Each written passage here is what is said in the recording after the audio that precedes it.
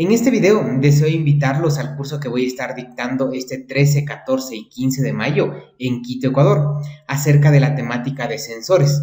Voy a hablarles en este video un poco de la materia que se va a revisar en este curso. Comenzaremos hablando acerca de la interacción entre estos tres componentes que podemos observar aquí.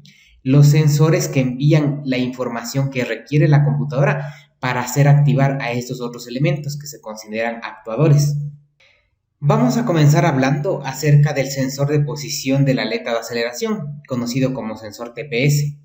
Hablaremos acerca de los tipos de TPS, este que es el más común, el TPS de tipo potenciómetro, este de tipo interruptor que prácticamente ya no se lo ve, pero se requiere hablar de este para poder hablar del TPS mixto, que conjuga estos dos. Y también hablaremos acerca de los sensores TPS de efecto Hall, que también existen. Con fines didácticos vamos a estar interactuando con componentes electrónicos para entender un poquito mejor el funcionamiento de un sensor TPS. Por ejemplo, aquí en esta gráfica tenemos ubicado un potenciómetro, los normales que se utilizan en electrónica, y también un elemento conocido comercialmente como 7805, que es un regulador de voltaje que nos permite tener una tensión de 5 voltios constante. Hablaremos en términos generales de los voltajes más comunes, los rangos en los cuales deberíamos encontrar la señal de estos sensores. Por ejemplo, para hacer un rango bastante general, podríamos decir que la señal de los sensores TPS comúnmente inician desde 0.25 a 1.2 voltios. Y también podríamos ir comentando por marcas cuánto es lo común encontrar. Por ejemplo, en Hyundai y Kia es bastante común encontrar entre 0.25 a 0.45 voltios. En algunos Corsa, Evolution, que vienen a ser Opel, Nissan, Toyota, encontramos valores cercanos a los 0.4 a 0.6. En los Suzuki es normal encontrar de 0.6 a 0.8. Y así vamos a ir revisando algunas otras marcas. Vamos a hablar acerca de las pruebas más efectivas que se pueden realizar a estos sensores. Por la experiencia, se conoce que en ocasiones se puede golpear los contornos del cuerpo de aceleración mientras se esté evaluando el voltaje de señal. Si es que hay algún defecto en el sensor, normalmente cuando se hace esta prueba tiende a variar. También se debería evaluar estos sensores abriendo y soltando de golpe la aleta de aceleración, entre otras pruebas de las cuales hablaremos a detalle. Cuando abordemos el TPS mixto, hablaremos de cómo se encuentra constituido internamente, que es como se encuentra en esta gráfica de aquí. Es un TPS de tipo potenciómetro unido con un interruptor para indicarle a la computadora de motor cuando la aleta se encuentra totalmente cerrada.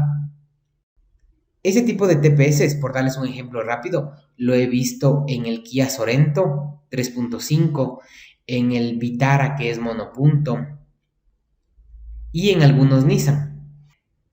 Hablaremos de estos sensores TPS que no son muy comunes, que son de efecto Hall. E incluso esto es una introducción a los sensores de posición de la aleta de acelerador en los cuerpos de aceleración electrónicos. Y aquí hay algo bastante importante. Cuando se piensa en sensores de efecto Hall, normalmente se piensa que siempre su señal es digital, cuando no lo es así. Por ejemplo, estos sensores de posición de aleta de acelerador, a pesar de ser de efecto Hall, continúan emitiendo una señal análoga, que es como la de cualquier otro TPS, inicia desde una señal baja y va subiendo. Hablaremos del sensor de temperatura del refrigerante y cuando abordemos este tema vamos a hablar también de los sensores de temperatura en general, ya que todos ellos comparten el mismo principio de funcionamiento. Hablaremos de las partes que componen ese sensor, que por ejemplo en esta gráfica podemos observar que internamente tiene un componente electrónico llamado termistor. Hablaremos cuál es la constitución cuando tienen un solo pin, cuando tienen dos, cuando tienen tres, cuando tienen cuatro, que es el caso de Volkswagen, por ejemplo. Normalmente los sensores de temperatura en un vehículo son del tipo NTC, que significa que son de coeficiente de temperatura negativo. Significa que cuando aumenta la temperatura, disminuye la resistencia. Hablaremos a detalle de todo esto. Hablaremos acerca de la conexión hasta la computadora, que es un poco especial en estos sensores. Y de igual manera se dará valores referenciales en los cuales se debería encontrar tanto en resistencia como en voltaje la señal, dependiendo todo en función de la temperatura a la cual se encuentra el sensor. Hablaremos acerca del sensor de presión absoluta del múltiple de admisión. ¿Cómo se encuentra constituido internamente? Vamos a hablar acerca de este mismo sensor. Lo podríamos utilizar tanto como para medir vacío como para medir presión. De igual manera, con efectos didácticos, vamos a mostrar cómo podríamos hacerlo funcionar fuera del auto. Hablaremos acerca de lo que acabo de mencionar, que al ser sensores de presión, bien puede en el momento que el switch de encendido se encuentra en la posición de contacto u on, pueden estar midiendo la presión atmosférica, que no es lo mismo medir la presión atmosférica al nivel del mar que, por ejemplo, en Quito, que nosotros nos encontramos a 2.800 metros sobre el nivel del mar. De igual manera, hablaremos de valores referenciales de la señal en condiciones normales. Estaremos viendo cuáles son las pruebas más efectivas que se pueden efectuar a este tipo de sensores.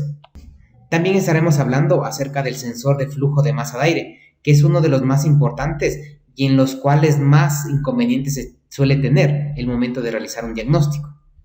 Estaremos viendo cómo evaluar los 3 tipos de sensores de flujo de masa de aire más importantes. Por ejemplo, el más común de todos es el sensor MAF del tipo análogo, que normalmente si lo viéramos la señal con un osciloscopio nos daría una figura similar a esta. Pero también existen los sensores de flujo de masa de aire digitales, dentro de los cuales tenemos los de alta frecuencia y los de baja frecuencia. Por poner ejemplos, el de alta frecuencia lo podemos encontrar aquí en el Ecuador, en la Chevrolet Captiva.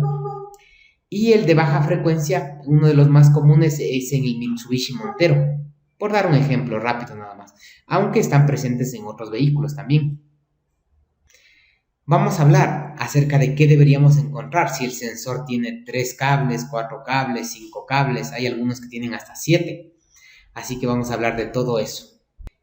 De igual manera estaremos hablando acerca de valores referenciales de la señal, cuánto nos debería marcar en contacto, cuánto en relantín, etc.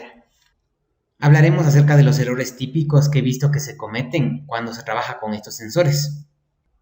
Estaremos hablando acerca de los sensores de posición, dentro de los cuales tenemos al sensor CKP, el de posición de cigüeñal, los sensores CMP de posición de árbol de levas, los sensores BSS de velocidad del vehículo, entre otros. Cuándo son inductivos, cómo deberíamos hacer las pruebas, cuándo son de efecto Hall, cómo deberíamos probarlos, el principio de funcionamiento de todos estos. Estaremos revisando un poco acerca de la teoría de cómo generan señal estos sensores. Y por último estaremos hablando un poco acerca del sensor de detonación y el sensor de oxígeno de circonio. Así que de esta manera me permito una vez más invitarlos este 13, 14 y 15 de mayo del 2022 al curso de sensores que lo estaré dictando en Quito, Ecuador. Ya tenemos pocos cupos, así que los esperamos.